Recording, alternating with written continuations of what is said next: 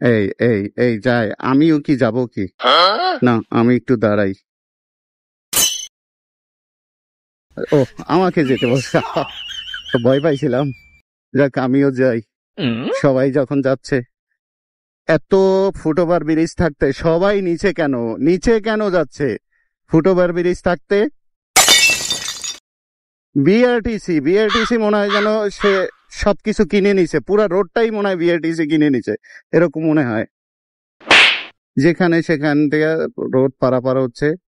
মানে কি একটা আজব শহরের মধ্যে বাস করি। মানুষের চিন্তা ভাবনা মানে ভয় কিছু নেই।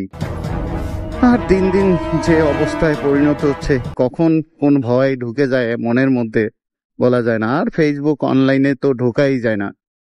এখন ইউটিউব বলেন, ফেসবুক বলেন, এই এই যে কাকায় উল্টা মারিয়ে দিছে। ওয়াও,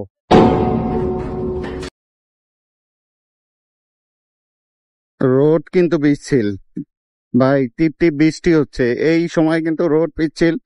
আমি আপনি সবাই একটু সতর্ক। মামা চাপ দিও না, সোজা।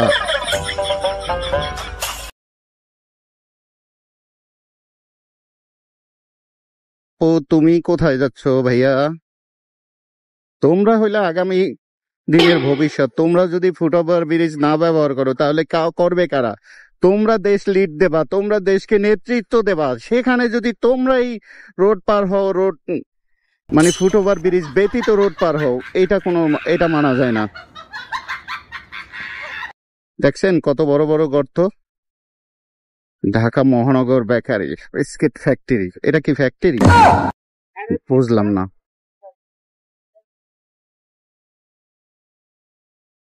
পিস দেয়া যদি মাইরা দেয় কোন কেমনটা লাগে? হ্যাঁ, মেজাজটা খারাপ লাগে না? পারলে সামনে দে মার।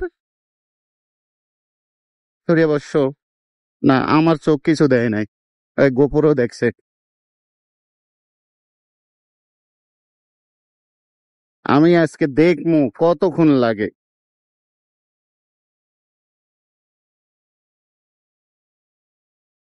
বৃষ্টি নামে যাইতেছে দেখছো, আর আপনারাও ভিডিও দেখেন না কি? বুঝলাম না, এত কষ্ট করে ভিডিও করি, কি ভাল লাগে না? না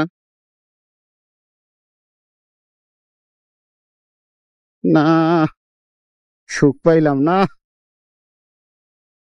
এই এই ঢাকার শহরে যদি এইরকম ব্রেক ধরা লাগে!